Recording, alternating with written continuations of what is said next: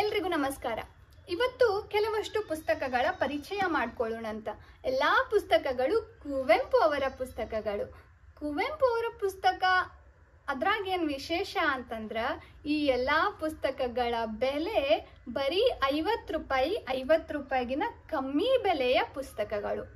50 ರೂಪಾಯಿದಾಗ ಏನ್ ಸಿಗ್ತದ್ರಿ ಈಗಿನ ಕಾಲದಾಗ ಅನ್ನುವಂತ ದಿನಮಾನಗಳಲ್ಲಿ ಕೂಡ 50 ರೂಪಾಯಿದಾಗ ಒಂದು ಕುವೆಂಪು ಅವರ ಪುಸ್ತಕನೇ ಕೊಂಡ್ಕೋಬಹುದು ಅನ್ನೋದೇ ಖುಷಿ ವಿಚಾರ. ಇದ್ರಾಗ ಕೆಲವು ದೊಡ್ಡವರ ಪುಸ್ತಕ, ಕೆಲವು ಸಣ್ಣ ಮಕ್ಕಳ ಪುಸ್ತಕ. ನೋಡೋಣ ಬರ್ರಿ ಯಾವ್ಯಾವ ಪುಸ್ತಕ 50 ರೂಪಾಯಿಗಿನ ಕಮ್ಮಿ ರೊಕ್ಕನಾಗ ನಾವು ಕೊಂಡು ಓದಬಹುದು ಅಂತ ಹೇಳಿ. ಮೊದಲನೇದು ಕೊನೆಯ ತೆನೆ ಮತ್ತು ವಿಶ್ವ ಮಾನವ ಸಂದೇಶ.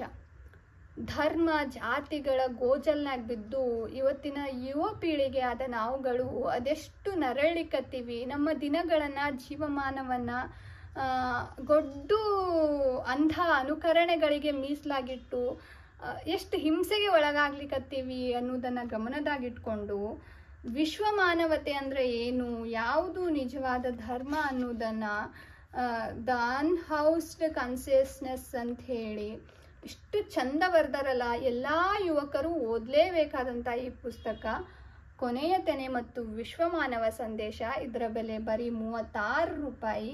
ಇದ್ರಾಗ ಒಟ್ಟು ಒಂದು 8 ಕವನಗಳದವ. ಅದ್ರಾಗ ಶ್ರೀ ಬಸವೇಶ್ವರರಿಗೆ ಅಂತೂ ಅದ್ಭುತ.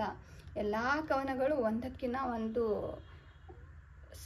ಪ್ರಸ್ತುತ ಜಗತ್ತಿಗೆ ಬೇಕಾದಂಥ ನೀತಿಯನ್ನು ಕೊಡುವಂಥವು. ಒಂದ್ಸಲ ಈ ಪುಸ್ತಕ ಓದಿದ್ರೆ ಎಲ್ಲರೂ ತಮ್ಮ ಧರ್ಮನ ತಾವೇ ಕಂಡುಕೊಳ್ತಾರೆ. ನಿಜವಾಗ್ಲೂ ಯಾವುದು ಧರ್ಮ ಅನ್ನೋದನ್ನ ಅರ್ಥ ಮಾಡ್ಕೊಳ್ತಾರೆ. ಕೊನೆಯ ತೆನೆ ಮತ್ತು ವಿಶ್ವ ಮಾನವ ಸಂದೇಶ, ಬೆಲೆ ಬರೀ 36 ರೂಪಾಯಿ. ಇನ್ನು ಜಲಗಾರ, ಭಾರಿ ಫೇಮಸ್ ನಾಟಕ ಜಲಗಾರ. ಮೌಢ್ಯದಿಂದ ಹೊರಬಂದ ವ್ಯಕ್ತಿಯೊಬ್ಬ ತನ್ನ ಕಾಯಕದೊಳಗೆ ಯಾವ ಮಟ್ಟದ ಕೈಲಾಸವನ್ನ ಕಾಣ್ತಾನ ಅನ್ನೋದನ್ನ ತೋರಿಸಿಕೊಟ್ಟಂತ ನಾಟಕ. ಪುಸ್ತಕದ ಬೆಲೆ ಬರೀ 35 ರೂಪಾಯಿ. ಭಾರಿ ಚಂದದ ನಾಟಕ ಜಲಗಾರ. ಅಮಲನ ಕತೆ, ಬಡತನದ ಬದುಕಿನಾಗಿರುವಂತಹ ಶ್ರೀಮಂತಿಕೆ, ಶ್ರೀಮಂತ ಬದುಕಿನಾಗಿರುವಂತ ಬಡತನ, ಈ ಎರಡನ್ನೂ ಪರಿಚಯ ಮಾಡುವಂತ ಚಂದದ ಕಥನ ಕವನ. ಅಂದ್ರ ಕವನಾನೇ ಕತೆ ಹೇಳ್ತದ, ಕಥೆ ರೂಪದ ಕವನ. ಭಾರಿ ಓದಿಸ್ಕೊಂಡು ಹೋಗುವಂತ, ಒಂದೇ ಸಿಟ್ಟಿಂಗ್ನಾಗ ಮುಗಿದ್ಬಿಡುವಂತ ಪುಸ್ತಕಗಳು ಎಲ್ಲ. ಈ ಪುಸ್ತಕದ ಬೆಲೆ 35 ರೂಪಾಯಿ. ಕೆಟ್ಟ ಪಟ್ನ ಸೇರು ಅಂತ ಹೇಳ್ತಾರೆ ನಮ್ಮ ಕಡೆ. ಹಾಳೂರು, ಒಂದು ಹಳ್ಳಿ ಯಾವ ಮಟ್ಟಿಗೆ ಹಾಳಾಗ್ಲಿಕ್ಕತ್ತದ ಅನ್ನೋದನ್ನ ಜನ ಕೆಟ್ಟ ಪಟ್ಟಣ ಸೇರ್ಲಿಕ್ಕತ್ತಾರ, ಹಳ್ಳಿಯನ್ನ ಹೆಂಗೆ ಹಾಳ್ಗೆಡಲಿಕ್ಕತ್ತಾರ ಅನ್ನೋದನ್ನ ಒಂದಿಷ್ಟು ಒಂದೇ ಒಂದು ದೊಡ್ಡ ಇಡೀ ಪುಸ್ತಕ ಪೂರ್ತಿ ಅದು ಒಂದೇ ಕವನ ಐತಿ. ಸುಮಾರು 530 ಸಾಲುಗಳನ್ನು ಒಳಗೊಂಡಿದ್ದು ಚಂದದ ಕವನ, ನೀತಿ ಮತ್ತು ವಾಸ್ತವದ ಕವನ ಬರಹ. ಹಾಳೂರು. ಪುಸ್ತಕದ ಬೆಲೆ 30 ರೂಪಾಯಿ. ಕಾನೀನ, ಕುವೆಂಪು ಅವರ ಇದು ಕೂಡ ಒಂದು ನಾಟಕ ಕೃತಿ. ಕಾನೀನ ಇದ್ರೊಳಗ ಮಹಾಭಾರತದ ಕರ್ಣ, ಕುಂತಿ ಎಲ್ಲ ಪಾತ್ರಗಳು ಬರ್ತವ. ಇದು ಬಿಗಿನರ್ಸಿಗಲ್ಲ, ಒಂದು ಸ್ವಲ್ಪ ನಾನು ನಡುಗನ್ನಡವನ್ನ ಓದಿ ಅರ್ಥ ಮಾಡ್ಕೊಳ್ಳಿಕ್ಕೆ ಕೆಪೇಬಲ್ ಇದ್ದೀನಿ ಅನ್ನುವಂಥವರು ತಗೊಂಡು ಓದಬಹುದಾದಂತಹ ಪುಸ್ತಕ. ಪುಸ್ತಕದ ಬೆಲೆ 46 ರೂಪಾಯಿ. ಬಲಿದಾನ, ಇದು ಕೂಡ ಒಂದು ನಾಟಕನೇ. ಇದನ್ನು ನಡುಗನ್ನಡದೊಳಗೆ ಇರುವಂಥ ಚಂದದ ನಾಟಕ. ಸರಳ ಕನ್ನಡನೇ, ಆದ್ರೆ ಒಂದು ಸ್ವಲ್ಪ ಓದಿನ ಹುಚ್ಚು ಹಿಡ್ದವರು, ಓದ್ಲಿಕ್ಕೆ ಎಂಥದ್ದೇ ಕ್ಲಿಷ್ಟವಾದ್ರೂ ಓದಿ ಅರ್ಥ ಮಾಡ್ಕೊಳ್ತೀನಿ ಅನ್ನುವಂಥವ್ರು ಓದಬಹುದಾದಂಥ ನಾಟಕ. ಇದು ಒಂಥರ ಹೆಂಗೆ ಅಂತಂದ್ರೆ ಪೆಟ್ರಿಯಾಟಿಕ್, ನಮ್ಮಲ್ಲಿ ಪೆಟ್ರಿಯಾಟಿಸಮನ್ನು, ರಾಷ್ಟ್ರಭಕ್ತಿಯನ್ನು ಮೂಡಿಸುವಂಥ ಚಂದದ ನಾಟಕ. ಬಲಿದಾನ ನಾಟಕದ ಬೆಲೆ 45 ರೂಪಾಯಿ. ಇದು ರಾಷ್ಟ್ರಭಕ್ತಿಯನ್ನು ಮೂಡಿಸುವಂಥ ನಾಟಕ.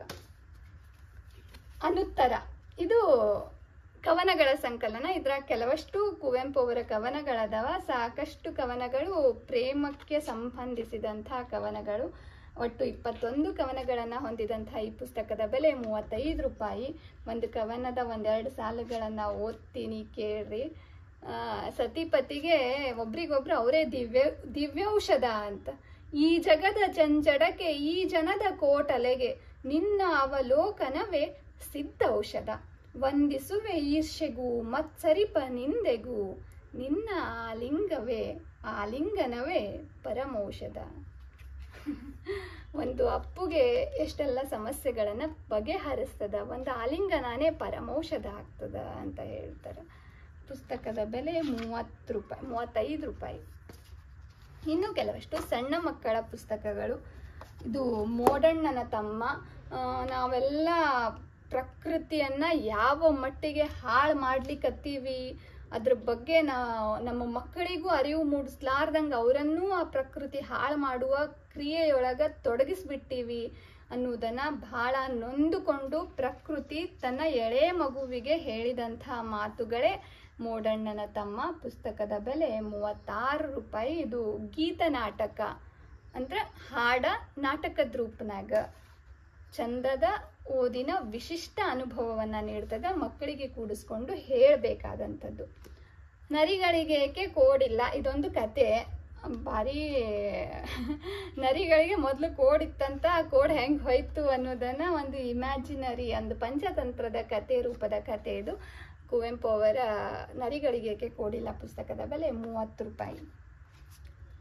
ಮೇಘಪುರ, ಇದು ಕೂಡ ಒಂದು ಕವನ ಸಂಕಲನ, ಮಕ್ಕಳಿಗಾಗಿ ಇರುವಂಥ ಕವನ ಸಂಕಲನ. ಸಣ್ಣ ಸಣ್ಣ ಕವನಗಳನ್ನು ಒಳಗೊಂಡಂಥ ಈ ಪುಸ್ತಕದೊಳಗೆ ಒಟ್ಟು 13 ಕವನ ಅದಾವ, ಮಕ್ಕಳಿಗೆ ಸಂಬಂಧಿಸಿದ್ದು. ಪುಸ್ತಕದ ಬೆಲೆ 30 ರೂಪಾಯಿ. ಇದನ್ನು ಅವರ ಮಗಳಿಗೆ ಅರ್ಪಣೆ ಮಾಡ್ಯಾರ. ಅರ್ಪಣೆಯ ಸಾಲುಗಳನ್ನು ಓದ್ತೀನಿ ಕೇಳ್ರಿ, ಚಂದ ಬರ್ದಾರ. ದೊಡ್ಡವರೆಲ್ಲರ ಹೃದಯದಿ ಕಟ್ಟಿಹ ತೊಟ್ಟಿಲ ಲೋಕದಲ್ಲಿ, ನಿತ್ಯ ಕಿಶೋರತೆ ನಿದ್ರಿಸುತ್ತಿರಲಿ ವಿಸ್ಮೃತ ನಾಕದಲ್ಲಿ, ಮಕ್ಕಳ ಸಂಘದೊಳೆಚ್ಚರಗೊಳ್ಳಲಿ ಆನಂದದ ಆ ದಿವ್ಯ ಶಿಶು, ಹಾಡಲಿ ಕುಣಿಯಲಿ ಹಾರಲಿ ಏರಲಿ ದಿವಿಜತ್ವಕ್ಕೆ ಈ ಮನುಜ ಪಶು, ದಿವಿಜತ್ವಕ್ಕೆ ಈ ಮನುಜ ಪಶು. ನಾವು ಹುಟ್ಟುತ್ತಾ ಎಲ್ಲರೂ ಮಕ್ಕಳು ದಿವಿಜತ್ವ ಅಂದ್ರೆ ದೇವರಾಗೇ ಇರ್ತೀವಂತ, ಬೆಳೀತಾ ಬೆಳೀತಾ ಅಲ್ಪರಾಗ್ತೀವಿ ಅನ್ನೋದನ್ನ ಕುವೆಂಪು ಅವರು ಸಾಕಷ್ಟು ಸಲ ಹೇಳ್ತಾರೆ. ಕೊನೆಗೆ ಮತ್ತೆ ನಾವು ಮಕ್ಕಳೊಟ್ಟಿಗೆ ಬೆರೆದು ಮತ್ತೆ ಅಲ್ಪರಿಂದ ದಿವ್ಯಜತ್ವಕ್ಕೆ ಸಾಗೋಣ ಅನ್ನೋದನ್ನ ಹೇಳ್ತಾರೆ. ಬೆಲೆ ಬರೀ 30 ರೂಪಾಯಿ. ಇನ್ನೊಂದು ಮಕ್ಕಳ ಪುಸ್ತಕ ಮರಿ ವಿಜ್ಞಾನಿ. ಇದರೊಳಗೂ ಕೂಡ ಸಾಕಷ್ಟು ಒಟ್ಟು 13 ಸಣ್ಣ ಮಕ್ಕಳ ಕವನಗಳದವ. ಎಲ್ಲ ಕವನಗಳು ಸಣ್ಣ ಸಣ್ಣ ಕವನಗಳು. ಪುಸ್ತಕದ ಬೆಲೆ 36 ರೂಪಾಯಿ. ನಮ್ಮ ಮಗುವಿಗೆ ನಾವು ಕಲಿಸಬಹುದಾದಂಥ ಚಂದದ 4 ಸಾಲಿನ ಪದ್ಯಗಳು. ಇದು ನಮ್ಮೆಲ್ಲರಿಗೂ ಗೊತ್ತೇ ಐತಿ, ಕಿಂದರ ಜೋಗಿ. ಕಿಂದರ ಜೋಗಿ ಭಾರಿ ಚಂದದ ಕತೆ. ಇದನ್ನು ನಾಟಕ ಆಗಿನೂ ನೋಡಿರ್ತೀವಿ, ಕವನವಾಗಿ ಕೇಳಿರ್ತೀವಿ. ನೀತಿ, ದೊಡ್ಡವರೆಲ್ಲ ಸೇರಿ ಕಿಂದರ ಜೋಗಿಗೆ ಹೆಂಗೆ ಮೋಸ ಮಾಡ್ತಾರ, ಅದರಿಂದ ವಾಪಸ್ ಅವ್ರು ಹೆಂಗೆ ಪೇಜಿಗೆ ಗುರಿ ಆಗ್ತಾರ ಅನ್ನೋ ಚಂದದ ಕತೆ, ಮಕ್ಕಳಿಗೆ ಮನಸ್ಸಿಗೆ ಖುಷಿ ನೀಡುವಂಥದ್ದು. ಪುಸ್ತಕದ ಬೆಲೆ 35 ರೂಪಾಯಿ. ಕುವೆಂಪು ಅಂತ ಒಬ್ಬ ದೊಡ್ಡ ಅಸಾಮಾನ್ಯ ರಾಷ್ಟ್ರಕವಿಯ ಪುಸ್ತಕಗಳು ನಮ್ಮ ಕೈಗೆ ಇಷ್ಟು ಕಮ್ಮಿ ಬೆಲೆನಾಗ ಸಿಗ್ತಾವ ಅಂತಂದ್ರೆ ನಾವು ಅವುಗಳನ್ನು ಯಾಕೆ ಓದಬಾರ್ದು ಅನ್ನೋದು ನನ್ನ ಒಂದು ಕಳಕಳಿಯ ಪ್ರಶ್ನೆ ಅಷ್ಟೆ. ಈಗ ನಾನು ಪರಿಚಯಿಸಿದ ಇಲ್ಲಿನ ಕೆಲವು ಪುಸ್ತಕಗಳು ನಿಮ್ಮ ಕಣ್ಣಿಗೆ ಎಲ್ಲಾದರೂ ಕಂಡ್ರೆ ದಯವಿಟ್ಟು ಕೊಳ್ಳರಿ. ಅದಕ್ಕೆ ಹಣ ಏನು ಭಾಳಿಲ್ಲ, ಕೊಂಡು ತಂದು ನಿಮ್ಮ ಮನೆಯಾಗಿಡ್ರಿ. 1-2 ಸಲ ಈ ಅಕ್ಷರಗಳು ಕಣ್ಣಿಗೆ ಬಿದ್ದರೆ ಸಾಕು, ಅದು ಮಗು ಎಂದೋ ಒಂದು ದಿನ ಓದುತ್ತದ ಆ ಅಕ್ಷರಗಳನ್ನು ಅನ್ನೋದೊಂದು ನನ್ನ ನಂಬಿಕೆ ಅಷ್ಟೇ. ಕೊಂಡು ತಂದಿಂದ ತಾನೇ ಓದಿಸ್ಕೊಂಡು ಹೋಗುವಂಥ ಶಕ್ತಿ ಈ ಪುಸ್ತಕಗಳಿಗೆ ಐತಿ. ಮತ್ತಷ್ಟು ಪುಸ್ತಕಗಳನ್ನು ಪರಿಚಯ ಮಾಡ್ತೀನಿ, ಸಾಕಷ್ಟು ಪುಸ್ತಕಗಳ ಬಗ್ಗೆ ವಿಚಾರಗಳನ್ನು ವಿನಿಮಯ ಮಾಡಿಕೊಳ್ಳೋಣಂತ. ನಿಮ್ಮ ಬಳಿ ಇರುವ ಕುವೆಂಪು ಅವರ ಪುಸ್ತಕಗಳನ್ನು ನನಗೆ ಸೂಚಿಸ್ರಿ.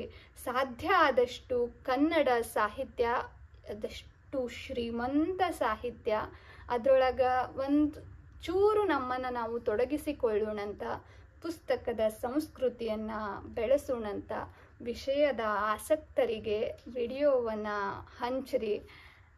ವಿಷಯಗಳನ್ನು ವಿನಿಮಯ ಮಾಡಿಕೊಳ್ಳೋಣ, ಪುಸ್ತಕಗಳನ್ನು ಕೊಂಡು ಓದೋಣ, ಓದಿದ ಪುಸ್ತಕಗಳ ಬಗ್ಗೆ ಮಾತಾಡೋಣ, ಮತ್ತಷ್ಟು ಪುಸ್ತಕಗಳ ಸಲಹೆಗಳನ್ನು ಪಡೆಯೋಣ, ನಮಗನಿಸಿದ ಅನುಭವಗಳನ್ನು ಹಂಚಿಕೊಳ್ಳೋಣ.